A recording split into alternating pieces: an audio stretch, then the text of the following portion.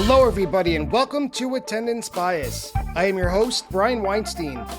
Today, I am thrilled to welcome you to today's episode, the first of our 2026 venue preview series as we preview each venue on Phish's upcoming 2026 summer tour. In today's episode, Mike from Madison, Wisconsin reintroduces us to a venue that Phish has visited before, but not since 1998. The Kohl Center in Madison, Wisconsin, where Phish will start their 2026 summer tour with two shows on July 7th and 8th. Mike has lived in Madison for 20 years and he knows the ins and outs of the small Wisconsin city. He offers us tips on how to get around, places to eat, drink, and hang out for anybody who is coming to the shows from out of town. Whether it's the best tavern for a brat or a thin crust pizza, or losing your mind touring a Frank Lloyd Wright designed funhouse, this episode is to help you discover the joys of Mad City. More than that, we review Phish's history in Madison. Although the band hasn't played the Kohl Center in nearly 30 years, the City of Lakes was a crucial building block during the band's van years of the very early 90s. Madison was a regular stop, usually in the fall, and you could trace Phish's rise by looking at the different sized venues they played in Madison throughout the 90s. But there is so much more to it. Join Mike and I as we kick off the Attendance Bias venue previews with the Kohl Center in Madison, Wisconsin on July 7th and 8th, 2026. Mike, welcome to the venue preview series of Attendance Bias. How are you? I'm great, Brian. Thanks so much for having me here. How are you? I'm doing well. I'm excited to get started on this series. It became kind of an obsession last summer, so it kind of made me extra excited to actually plan for it. Last summer, it was kind of spontaneous, and I'm excited to be at the tour opener for this episode. Phish playing at the Kohl Center July 7th and 8th in Madison, Wisconsin, a venue that they have not played since 1998. And you are a citizen of Madison, is that right? Or nearby, at least? That is correct. Yeah, I do live in the city of Madison. So there's a big debate between folks that live in Madison between the west side and the east side because Madison is uniquely on an isthmus. I think Seattle and Madison are the only two U.S. cities that are on an isthmus. So we're kind of crammed in by these two large lakes. And I live on the west side of downtown, and the cool hip kids live on the east side of downtown. But yeah, I've lived here for 20 years. My wife got me to move here. We met in Denver, got married out in Colorado. But she's from Wisconsin. She grew up on a dairy farm here. She went to UW-Madison, and she wanted to raise a family here. So I've been here doing exactly that for about 20 years. About how big of a city is Madison? If it's on an isthmus, I don't know the exact geography of it, but is it something like, I don't know, where it could take 2 hours to get from east to west, or is it much smaller than that? Like, what scale are we talking here? No, it's funny because I know you live in Queens, right? And Yes. I grew up in New Jersey. I'm very East Coast to the heart. And so driving is just kind of, especially being from New Jersey, driving is just part of my nature. Here, people will complain over a 10 or 15-minute drive. So it's not the same as maybe what you're used to or what I grew up with. It does not take that long to get from the west side to the east side. At most, if there's heavy traffic downtown, we're talking, 20, 25 minutes. One of the great things about Madison is how bikeable it is, especially in the nicer weather. There's bike paths that go everywhere. And so you can get from point A to point B very easily on a bike here. And so you don't even really need to drive. But as far as population, the city of Madison is about 250,000 or so, something like that. So significantly smaller than where you're at, for sure. Well, for what it's worth, and this is due to an entire other podcast, I also get annoyed if something takes more than 15 or 20 minutes to drive somewhere, but Yeah. it only takes 2 hours because of the traffic and because of the way that Robert Moses, the city planner, almost 100 years ago or more, laid everything out. So that's a different type of frustration. But as far as bikes go, does Madison have any sort of like city bike or rental? Like people who are coming in from out of town maybe for these shows, they could park their car at an Airbnb or at a hotel. Should they look to rent a bike, or is it walkable? What is it? How is it getting around Madison? If you're from out of town, Yeah, so if you're staying within downtown Madison, and if you're coming here for the show specifically, or for any reason, it is very walkable. It's very bikeable, and there are B-cycle rentals in various locations, strategic locations all throughout downtown. So you can just pick up a bike whenever you want at a B-cycle location. There are also bike stores in town that you can rent bikes, but I don't think that's typically what most folks do. It's more of the B-cycle rentals that would people would opt to use. and how close or far are you from the actual venue? Because you mentioned that you're Yeah. on the west side of the town, Correct. right? And so I actually on my weekend runs will run from my house to the Kohl Center and back. So it's not that far. It's probably about 3 miles from my house, the Kohl Center. The Kohl Center and like Camp Randall, which is where the football team plays. Like I can hear Camp Randall from my yard. So campus is pretty close because campus is more on the western edge of downtown. So it's closer to me. And how often do you go to the call center? Because I know in our off mic chatter that you Yeah. were not at their previous show in 1998, but do you go there frequently? It's normally used in my research, right, for college sports, right? And other kind of, Yeah. but we'll get into that later, a little more detail. But how familiar are you with the venue? Yeah, I've been there many, many times. I don't know exactly. I've lost count, but it's typically for men's college basketball games. I've been there numerous times to watch the Badgers play basketball. I've also been to lots of hockey games there, men's primarily. The women's hockey team kind of has their own arena, but the women's team will also play sometimes at the Kohl Center. And they do other various events there. The one concert I did see there though was in 2019, and that was Paul McCartney, which was amazing. The only time I've ever seen Paul McCartney, and the only show I've ever seen at the Kohl Center. So I do have a mostly it's sports experience there, but I do have that one concert under my belt. And is there anything that makes the call center unique as a concert venue or as an arena compared to, let's say, any other given college arena? I mean, to be fair, it's a college sports arena. I think everyone has an idea of what that means. The things that make it a little bit different, I think, are I guess it is aging now, but it still feels pretty new in there. It for whatever reason, it's very well maintained. It's not showing its age at all. So when you walk in, the concourses are very wide. Some of the older sports arenas, college arenas, it's very cramped in the atrium and stuff like that. The Kohl Center is very wide, lots of room to walk around, very easy to get to bathrooms and find food and drink and stuff like that. So it's just like an easy venue to deal with. And I think probably the most unique part about it is its location in the city. It's very easy to walk to, and it is literally right off of one of the major bike paths in Madison. The Southwest Commuter Trail bike path runs right behind it.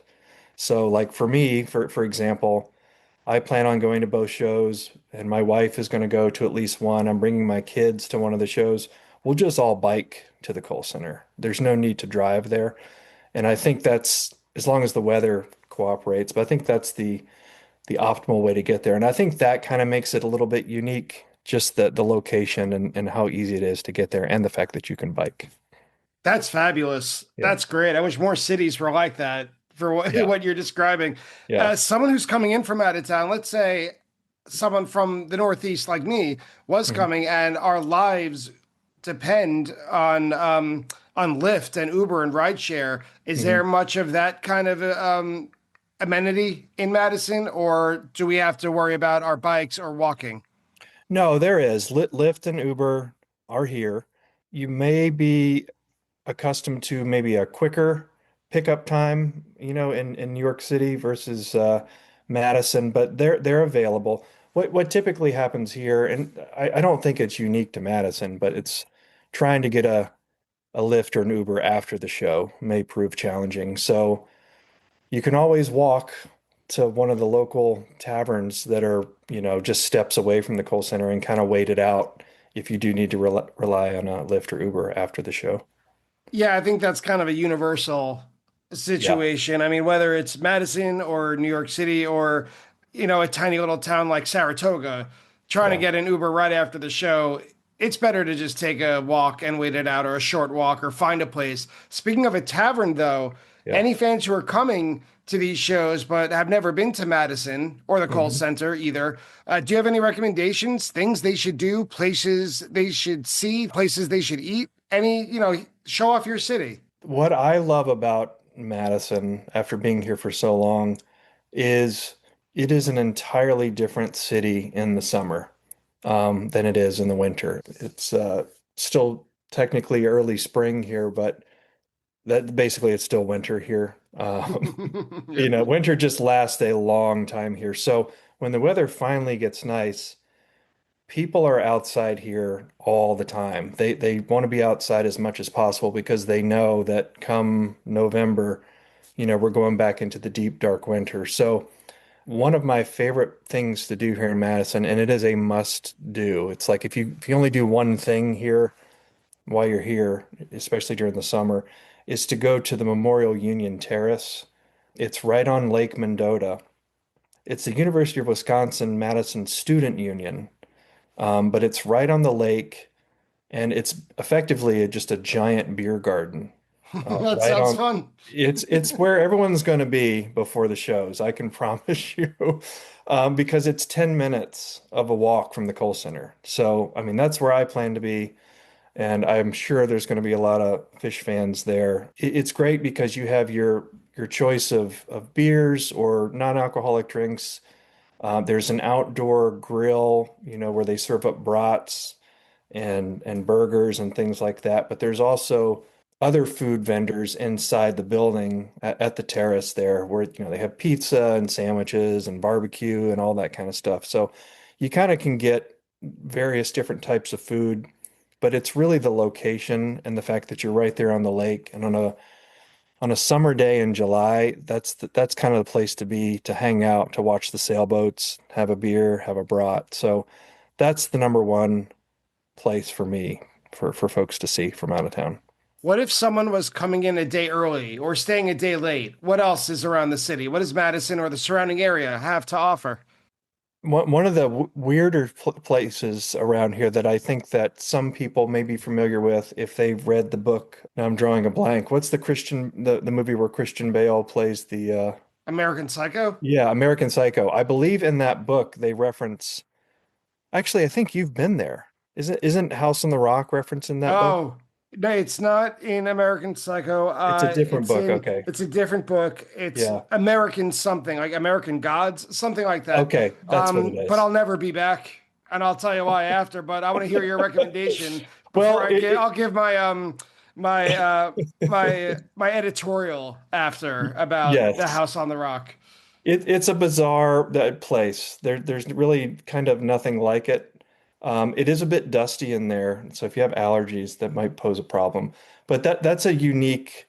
You got to drive to get there. It's not in Madison. It's west of town, but that's something that, if folks are familiar with that book or maybe just have heard about House on the Rock, that would be something that's interesting. Another thing that is more my speed than I'm into is Frank Lloyd Wright's home is about 40 minutes outside of town here to the west, and it's called Taliesin.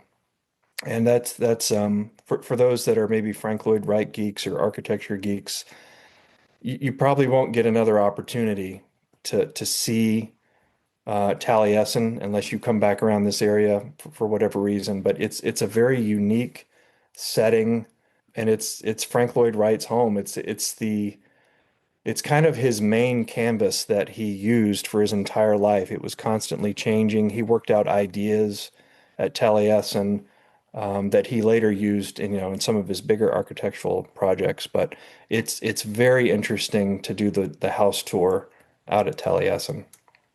I remember when we were on our way, my wife and I mean, either to or from House on the Rock, Hmm. we passed, it might have been like a gas station, or it was like a very, or a motel. It was some very pedestrian kind of right off the side of the road amenity.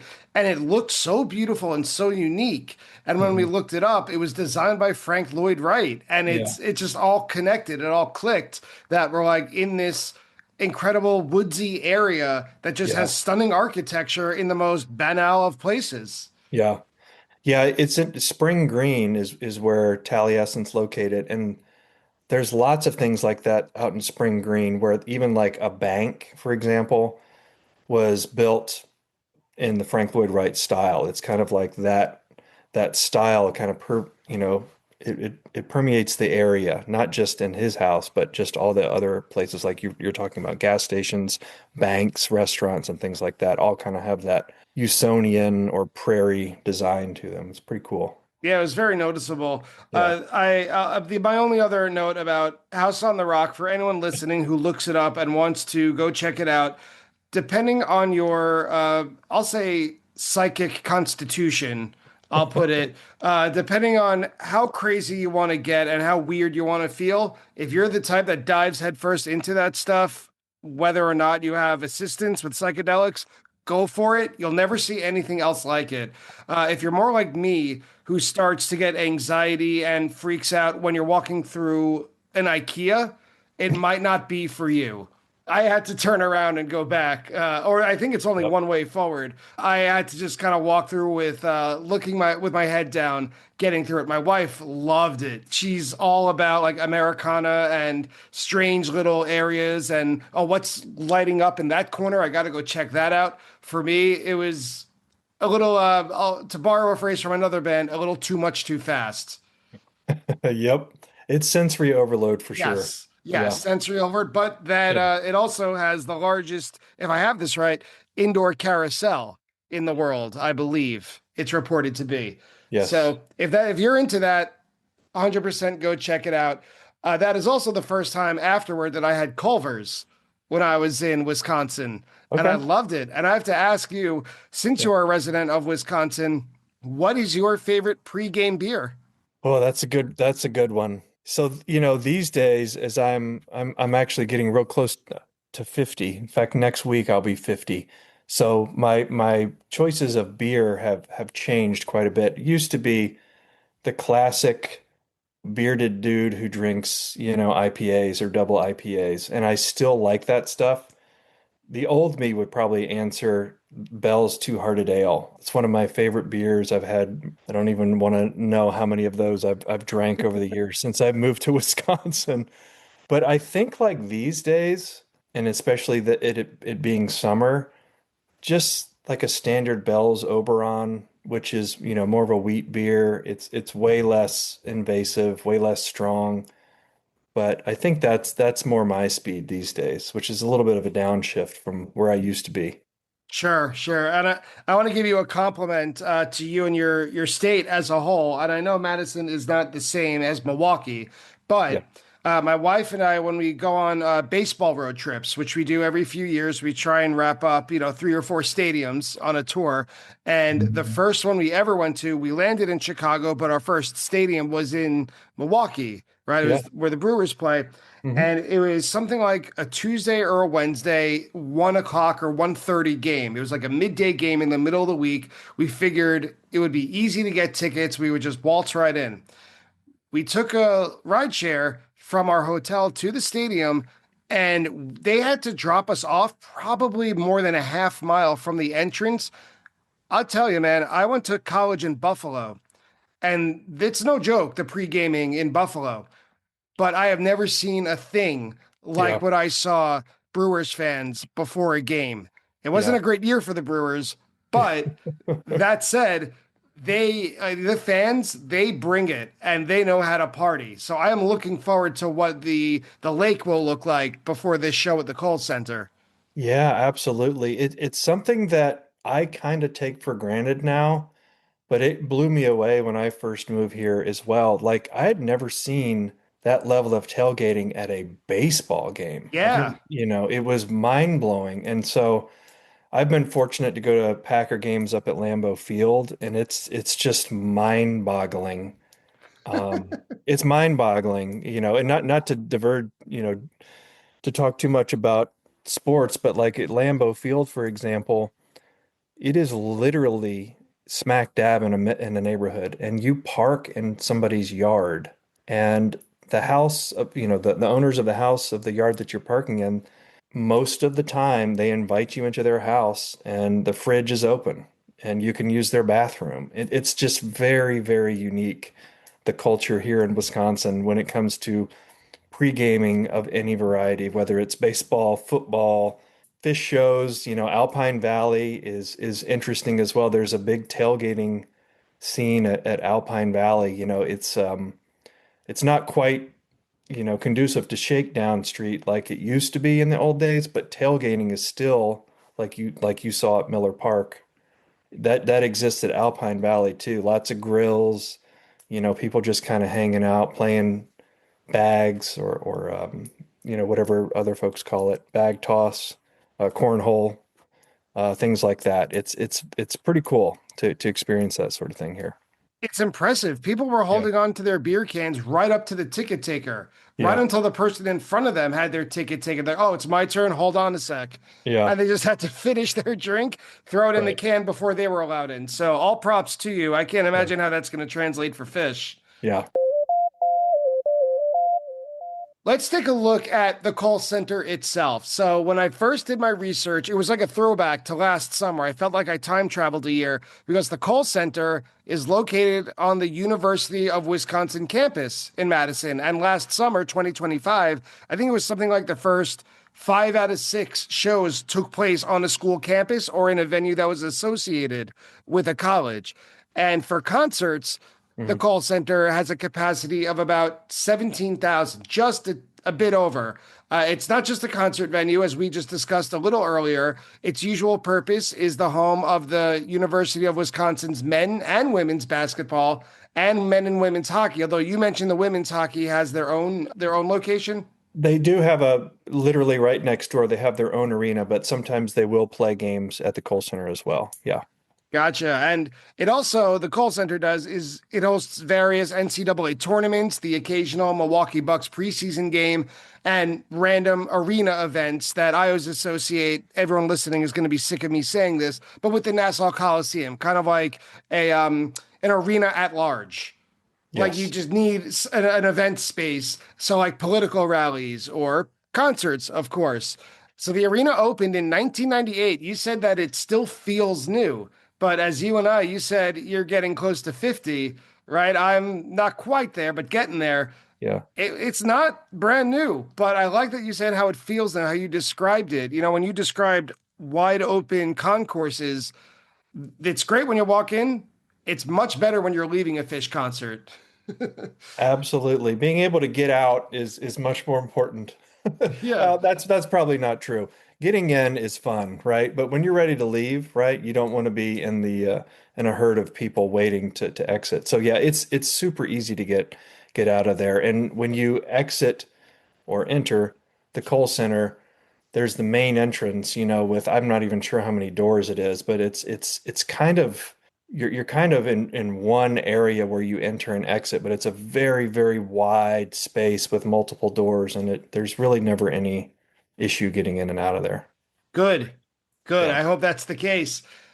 And since it's not very old, like I said, and according to me, because 1998 in my head was only like 10 years ago, right? exactly. It's never Exactly. going to change. There's Right. not too much to research for the history of the building itself. Like there's some new areas, according to the website. They're Yeah. very big on promoting student entrances and booster club bars. Like they've been added since the original construction of the arena. But according to the website, and I'm quoting here, since opening, the building has held up as one of the finest on campus facilities in all of collegiate athletics. Areas specific to the UW programs were designed by Wisconsin coaches with programs in mind. So that's all about sports. But they also add, this is more pertinent to our conversation, From computers to lounge areas and audio video systems, the Kohl Center provides everything under one roof.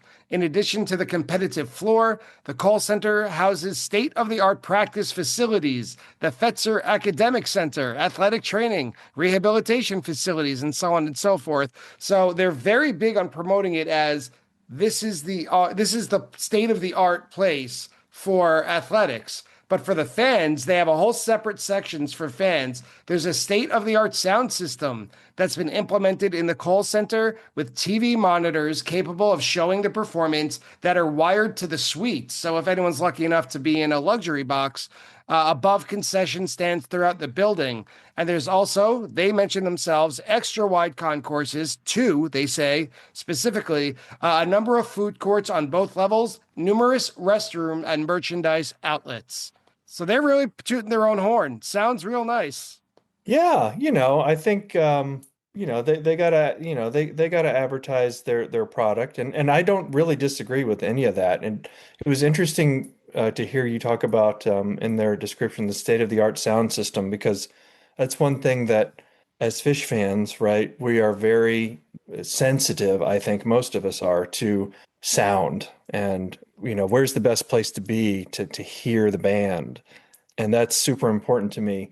And so I can speak to at least the Paul McCartney show that I saw there in 2019. I think this means something.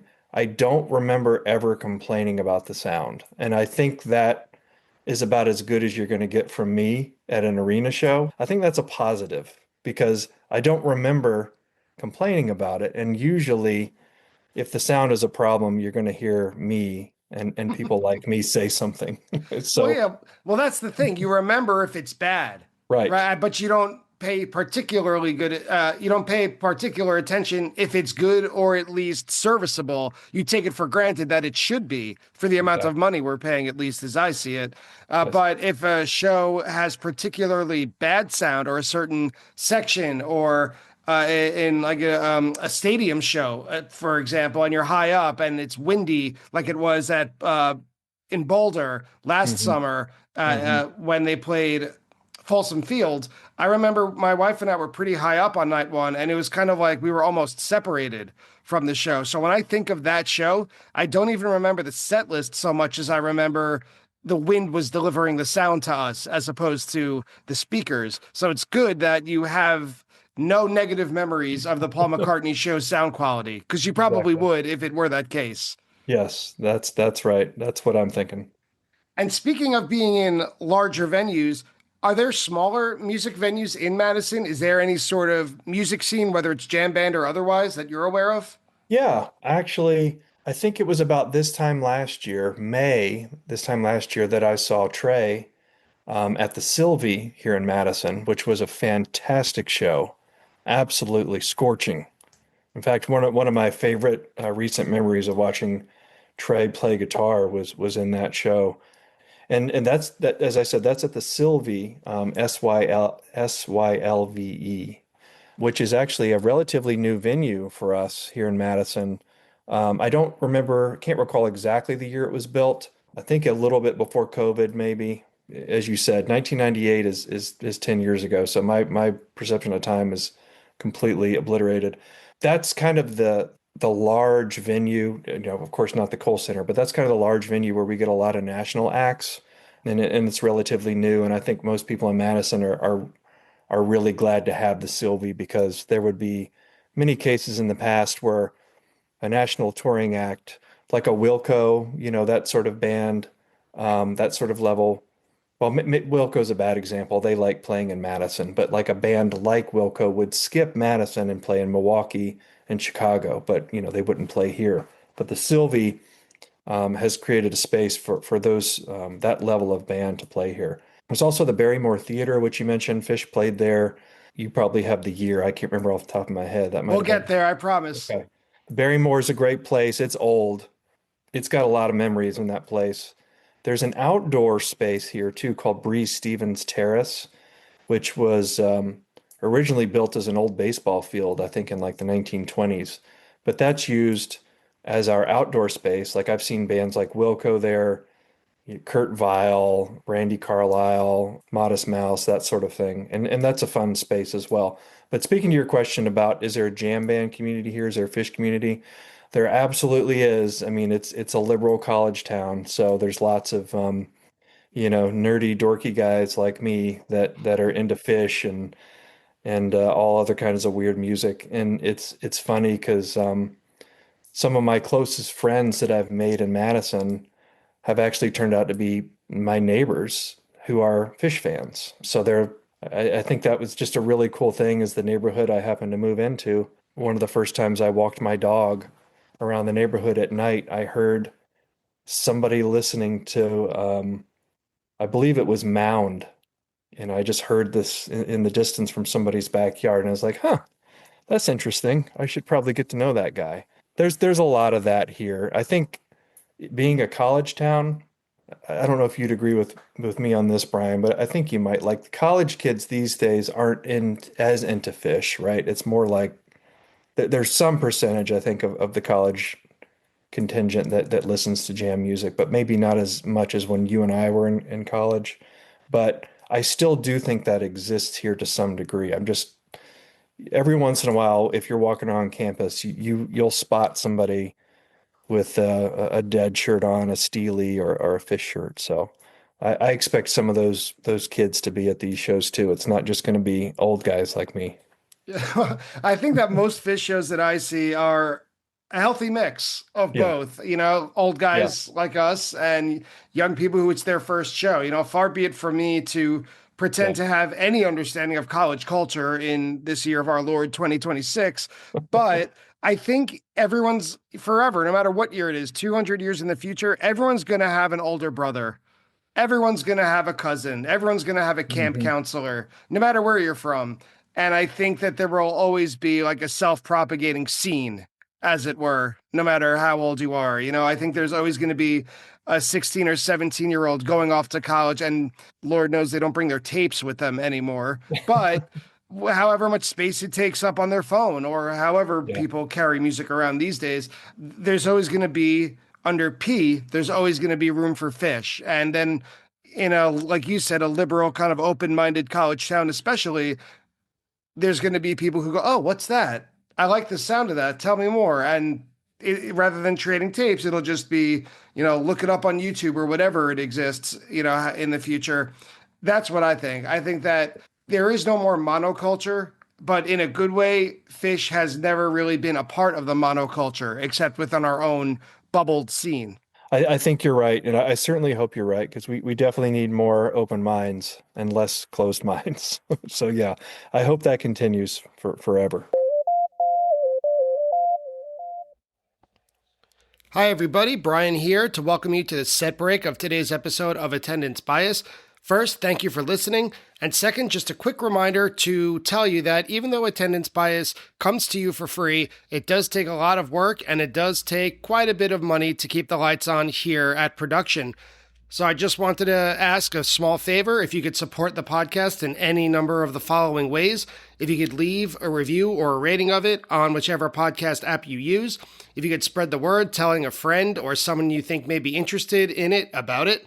Or probably the most concrete way is to go to www.buymeacoffee.com/attendance-bias and donate however much you can financially to help with the continuing costs of Attendance Bias.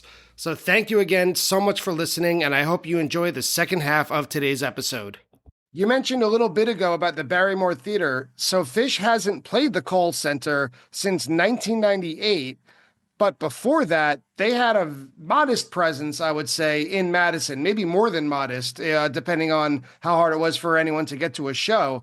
They first played in Madison on November 8th, 1990, at the Great Hall at the University of Wisconsin. So they've been playing this college for decades now.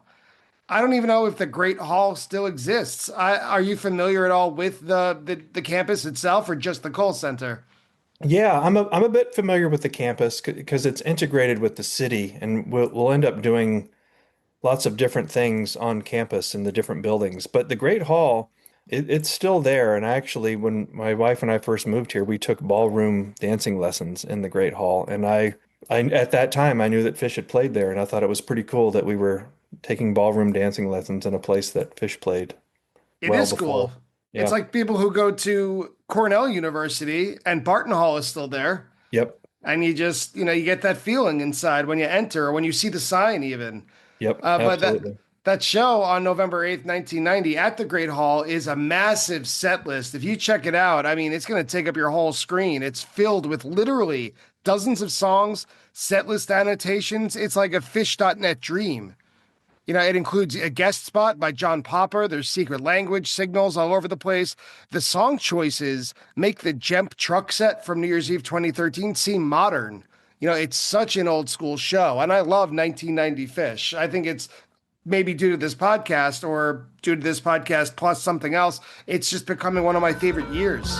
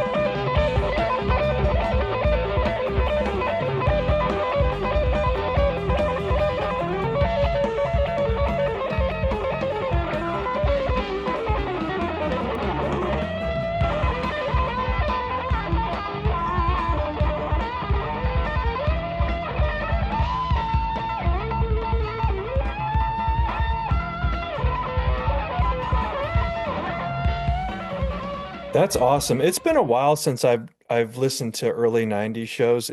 These days I find myself listening to current tours and then old habits die hard. I can't let, like 96, 97, 98 go. I have my select shows from those eras that have kind of memorized at this point. But you bring up a good point because I should start back into listening to, early 90s shows. 90, 91. There was some fantastic frenetic shows back then that we definitely don't want to forget about because that's their foundation. Absolutely. And that's a good word for it, frenetic. It does sound, people always say that they were a hungry band, and they were, but they were also like they were almost trying to impress themselves or challenge themselves in a way. Yeah. And that comes through. When people ask me, what should I listen to get to know Fish, to get into Fish? At the advice of Zizix, David Steinberg, I always say get something from 1990 or 1991 because the longest track, the stuff that usually turns new fans off, people who aren't really into jam bands, is that a song could go for 28 minutes or something. In 1990, the longest song in a set might be 9 minutes. So it really just gets down to the nuts and bolts of the songs. And if you like the songs, it'll go from there. Yeah, absolutely. They packed those set lists full back then. You could Yeah. get big variety in one set, way more than today for sure. Yeah, that show from the Great Hall, that's an example of it. But a short while later, they graduated to the Barrymore Theater, playing it 4 times in 1992 alone.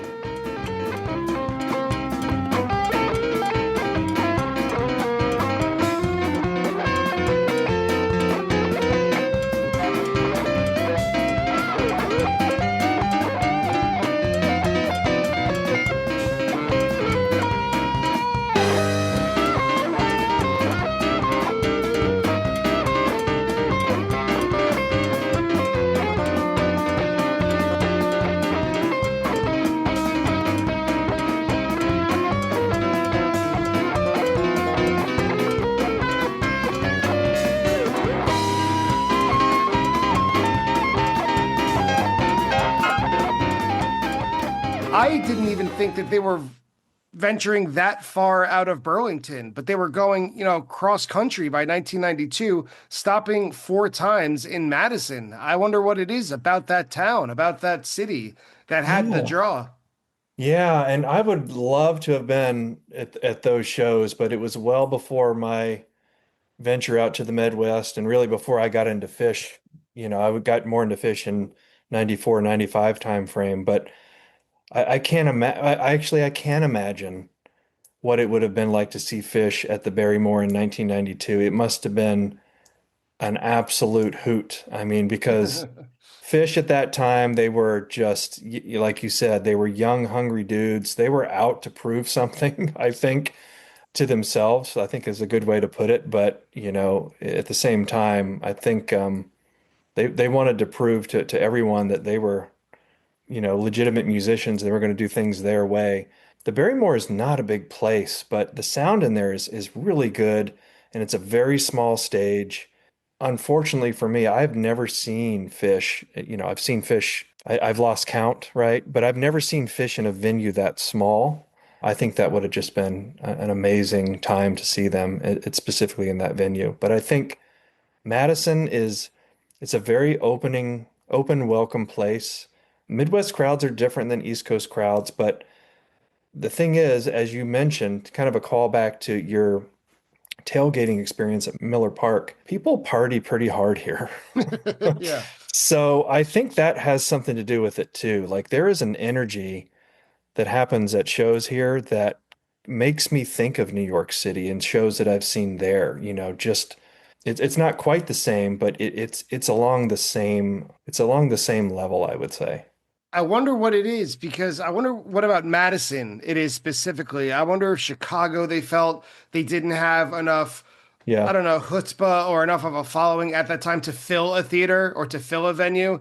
Maybe Madison worked for them geographically, but I know they were yeah, doing that thing where they would play a theater in 1992 and 93, especially where they would play it once early in the year and then come back 4 months later. And then everyone who saw it would bring two friends, and then they yeah, would play it like 3 months after that. So by the end of the year, it was four times. So like the Barrymore Theater in '92, yeah. these set lists, I looked up all of them and listened to a couple of the tracks. They're just filled with audience participation, secret language signals, like the Simpsons theme song is all over. All Fall Down. Tweezer from April 30th, '92, had a guest spot from Colonel Bruce Hampton.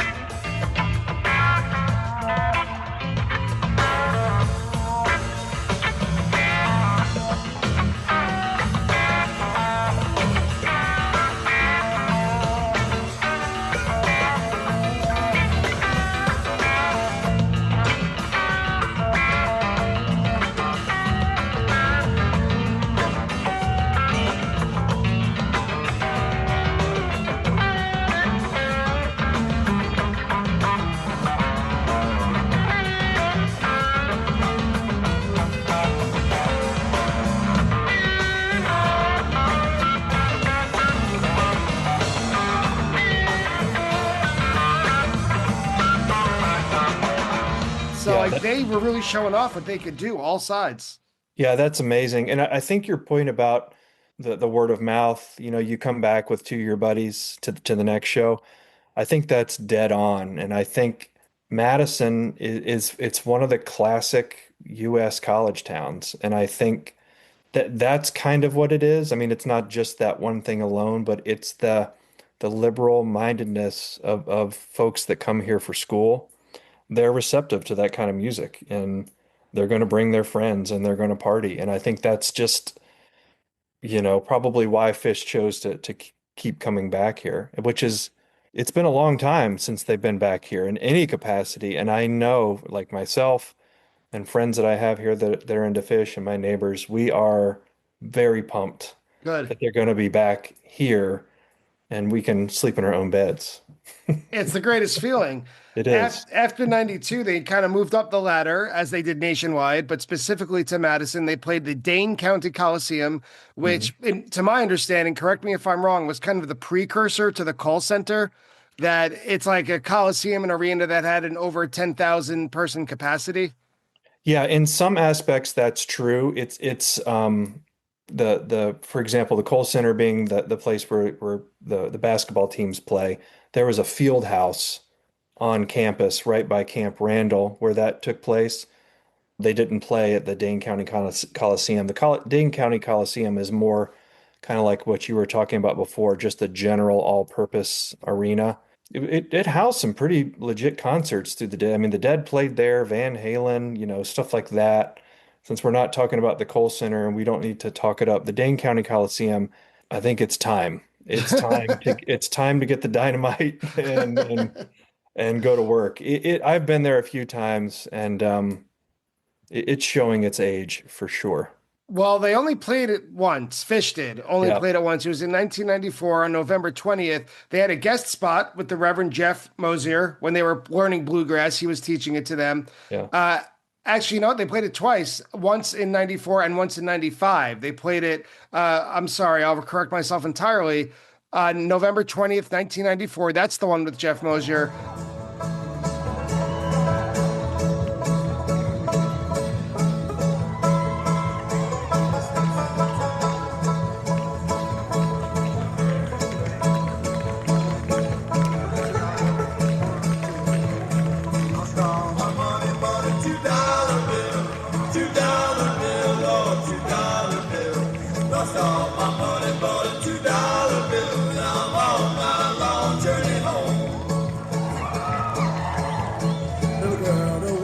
She's way down the line, way down the line, oh, way down the line. Little girl, way down, she's way down the line. I'm on my long journey home. I'm running for the $2 bill, Lord, $2 bill. Lost all my money for the $2 bill, and I'm on my long journey home.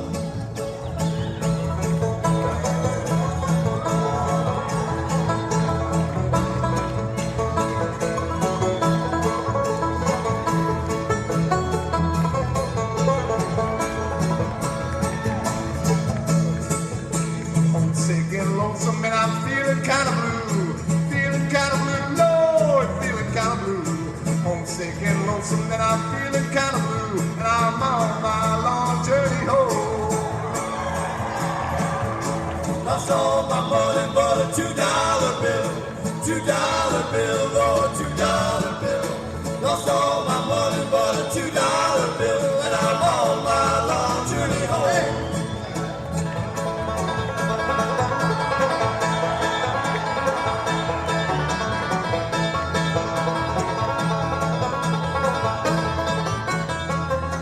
And once on October 24th, 95. Out of your cup. If nothing comes down, then I'm forced to swim up.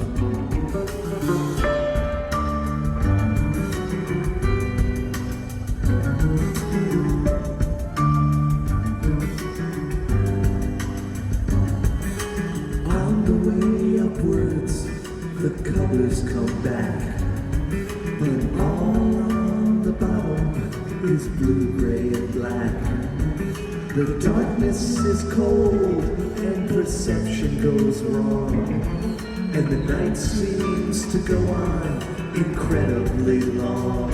So I ask you why I'm swimming by.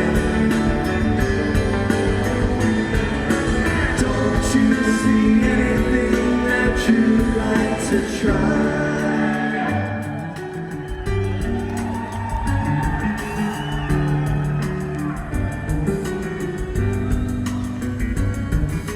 Pantomime mixtures of heaven and earth, jumbled events that have less than no worth.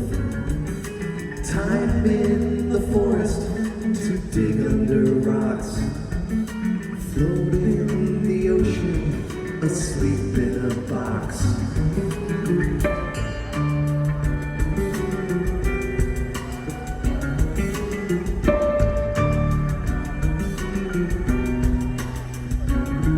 We'll sink just below all the churning and froth. We'll swim to the light source or fly like a moth. So toss away stuff. So Madison seems to be like a fall favorite for Phish until this year when they're coming back during the summer. So Yes. according to Phish.net, Phish had played just one show at the Kohl Center. That was the simultaneously legendary yet underrated fall 1998 tour, back in the fall, right? November 6th, 1998. That show's first set is exactly 1 hour long, literally, and just 7 songs. And one of those 7 songs is a 14-minute Split Open and Melt. And Mike Gordon, it listed in his journal, according to Phish.com, it's one of his favorite jams of that tour. And you're talking about the fall 98 tour. So it's worth a listen, obviously, whether you know it or you don't. The second set is full of a lot of heavy hitters. They open with Makasupa Policeman, and the keyword was University Rent-A-Cop, being very self-aware that they're on a college campus. They then Yes. got kind of serious with Simple, Prince Caspian, Fluffhead, and they closed it with Hold Your Head Up, that led into the then and now rare Fishman cover of Bike by Syd Barrett. But of course, it's still Phish, so you have to end it dramatically with Harry Hood. People talk about this show with like their eyes gleam over. I know you said earlier you weren't there, but have you heard it? Do you know people who have been there? What's your experience with this show? Yes, I have heard it. And one of my neighbors that I mentioned before, he was there. It was his first Phish show. I will say he doesn't remember much. So, but I think that's in a good way, right? It was only 10 years ago. It was only 10 years ago. How do you not remember? To your point, like that tour is underrated, and that show is an underrated show and an underrated tour, I think, because if you haven't heard that Split Open and Melt and you enjoy more of the funky side of Phish, the textured jamming where Trey kind of holds back a little bit or a lot in this case, it's a must listen. And if you're a fan of Fishman, and who isn't, he is locked in like a clock, like a Swiss watch in this jam. It is kind of insane.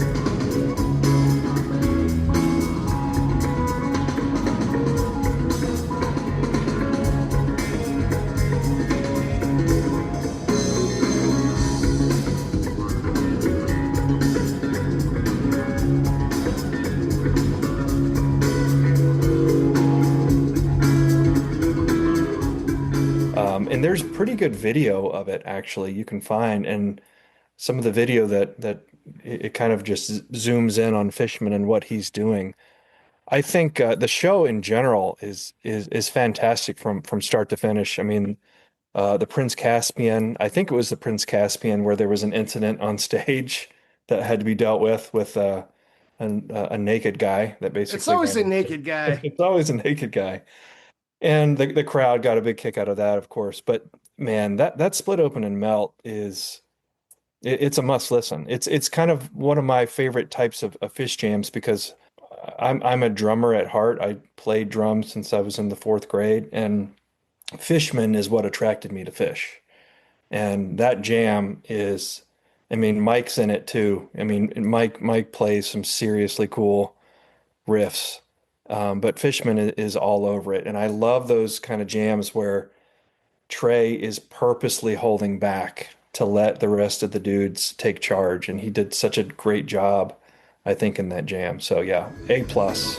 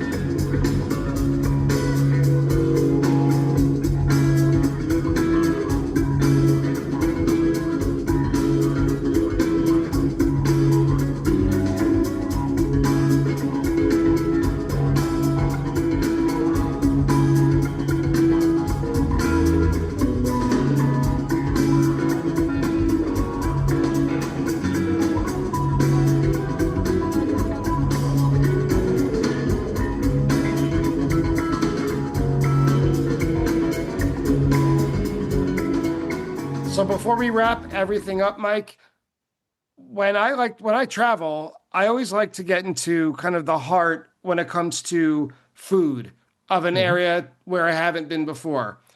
Other than the typical joke about cheese curds, Yeah. anything in Madison or Wisconsin at large, I will put in a plug for Mars Cheese Palace because, oh my God, that was the most amazing place I had been. It was the first place we stopped on our way from Chicago to Milwaukee. But Yeah. other than cheese curds, whether it's a restaurant or just a type of dish, would you recommend people stop and eat so they don't forget Madison outside of the Fish show? Wisconsin or Madison in general, Madison is ripe with taverns. That's what they call them here, not bars, but taverns. And each tavern kind of is its own, they're almost living rooms, in a sense. They're very communal spaces.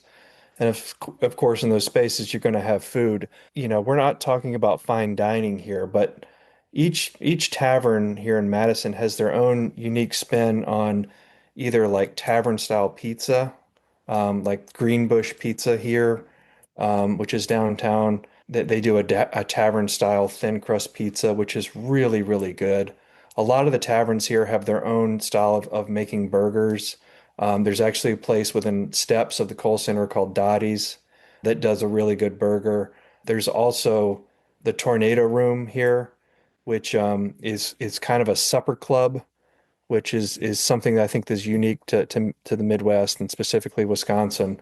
It's kind of a throwback sort of cocktail bar vibe mixed with a supper club that's right downtown, and they do really good steaks and things like that. It would be like a place that you would expect to look over next to you and see, like, Frank Sinatra, Dean Martin, that sort of thing.